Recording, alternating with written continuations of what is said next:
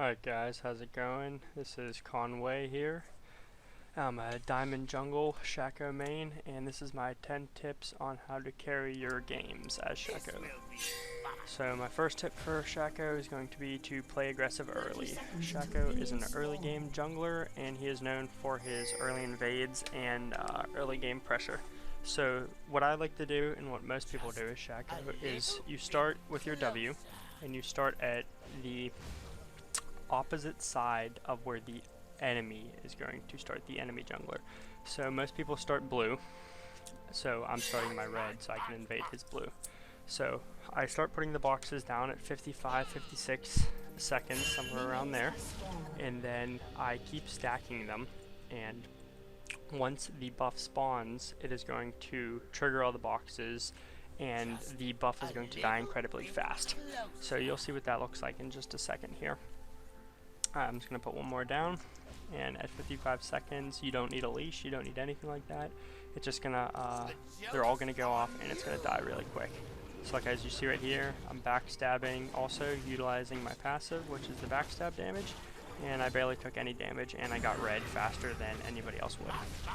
So then you can lay another box down to kill the, see look, I laid the box down so it kills that guy, and I'm already on my way to invade the enemy's blue. I messed up a little bit there, but it's alright. And then you start your Q, and you want to deceive from this side. You want to deceive exactly where I'm deceiving, and your enemy should be low without a smite because he used smite. And look at this, it's just an easy kill. Oh, it's gonna be first blood, and then you take the buff, and that's how that one works, and it's really effective. Okay, so now I'm going to show you guys the same thing, a early invade, but from a different perspective. This is me starting from the blue side. So yeah, it's the exact same process. I just sped it up for you guys a little bit. You lay the boxes down like normal, and then you get your deceive second. But this time, the enemy jungler is not going to be there. He actually started blue, probably to prevent me invading him and killing him, but instead I'm just going to take his red and smite it, and then hop over the wall and get out of there real clean and safe. Counter jungling buffs is really important, Shaco, because it prevents the enemies from getting that good XP early. Okay, my next tip is gank early and gank often. You can tell right here that I'm doing the invade that I just showed you guys, and it works even on the Volibear, and I kill him really quick, and then I get level 3 because I killed both buffs and him, and I realize that the Annie is completely unaware, and she's pushing really hard because she's against a Fizz. So she's just pushing really hard for absolutely no reason, and it's just honestly a free gank. You want to gank really early as Shaco and often, because his damage is highest like pre-6, pre-8, around those levels, so those are when you're going to be trying to make the plays. And here's another one, just like level 6, 7 gank. He didn't even need me here, but just the fact that I'm there secures it, secures any counter ganks, anything like that. Okay, so the next step is to learn how to farm efficiently as Shaco. You are not a farming jungler, but you want to know how to farm efficiently and effectively. And you do this by using your boxes and placing them so the aggro from the minions bounce back and forth in between you and the box, and eventually the box takes the hits and you barely lose any health when you have to farm.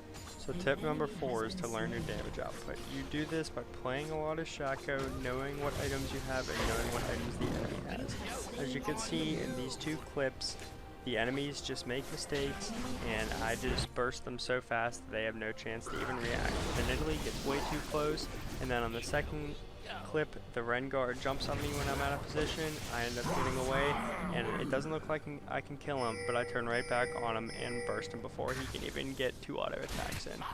Okay, so tip number 5 is to learn how to counter gank. Counter ganking is just when the enemy jungle goes for a gank and you happen to be there at the perfect time and either stop the gank or just prevent a kill from happening or anything like that. It's really effective, and it really catches your enemies off guard. So my next tip is really greedy, but it works really well, and that's to pick up any lane farm that you can get. As you can see here, we catch the Janna off guard, and then I just keep on pushing the wave out and get all this free experience and free farm. It really doesn't hurt your team that bad because you should be having pressure somewhere else anyway. So I just push out this farm while my AD carry is based and the enemy bot laners have died, and I pick up, I think, 3 waves of farm here about, and even the tower. This put me ahead big time in this game, and it's a really good tip if you want to try to get ahead in your solo queue games. So my next tip is similar to the counter gank tip, but it's really important to stress on Shaco, and that is to predict your enemy's playstyles. This game right here, the enemy bot lane kept diving my team's bot lane, and they just kept getting wrecked. So as I was working my way down bottom, I figured that they were going to do it again, and I did. I got rewarded with a free, easy kill that I wouldn't have gotten otherwise if I haven't predicted that they were going to dive bot lane again. And also, look what I ended up doing here. Both AD carries have died, so there's nobody here to pick up this farm, so I just go down and pick up some free farm and free experience, and it definitely puts me even more ahead. Okay, so tip number 8 is to take objectives early. As you can see in this clip, I come down for a routine bot lane gank just because the enemies are really overextended.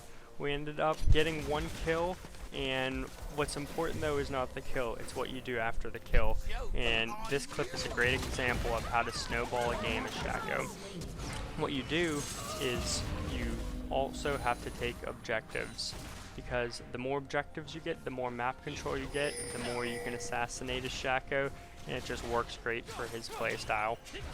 So what I suggest is not just going for kills non-stop, it's to go for objectives early game. So right here we get the tower, and it's still really early in the game, 9 minutes and a half.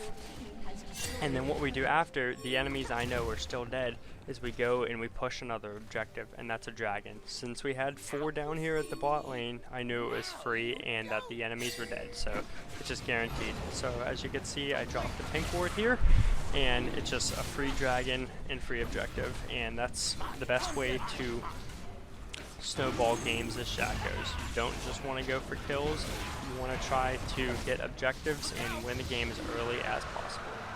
Okay, so tip number 9 is learn when to split push. You need to learn when you want to split push and when you want to team fight. One good way to do that is just to ask your teammates. But in this situation right here, I knew that I could get the tower really fast without any contest in the enemy team.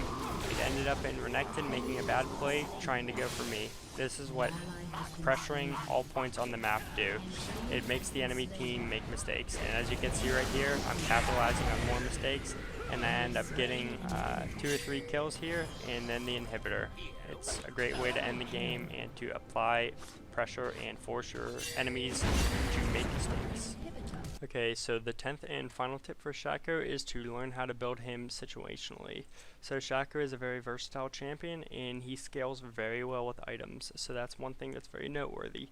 The main build that I always go is based around Ravenous Hydra and Static Shiv. Ravenous Hydra is a little expensive, but it is an amazing item and is incredibly versatile. Static Shiv is a very cheap burst item, and that's why I always love to get it on Shaco. The Boots of Mobility are just overpowered with his Q because you can get farther and the ganks get unreal. I have a full damage build laid out for you. It's pretty simple, nothing crazy. And then I have situational items. I'll commonly build items like Randuins or Banshees because I know exactly what damage I could be doing, so I might as well try and survive longer in the fights.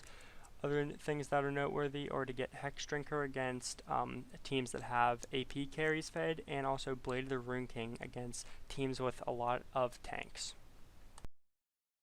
Alright guys, so I also just have a standard Runes and Masteries page up here for you. When you're starting out, I recommend going 2190, but once you get a little bit more experience with invading and all that, I would go 2109. So I just want to take this time to thank everybody for watching this video. Thank you for my brother for helping with the editing and all that, and make sure you like and subscribe, and suggest any other videos you guys want to see. I'm going to have a lot of commentaries coming out.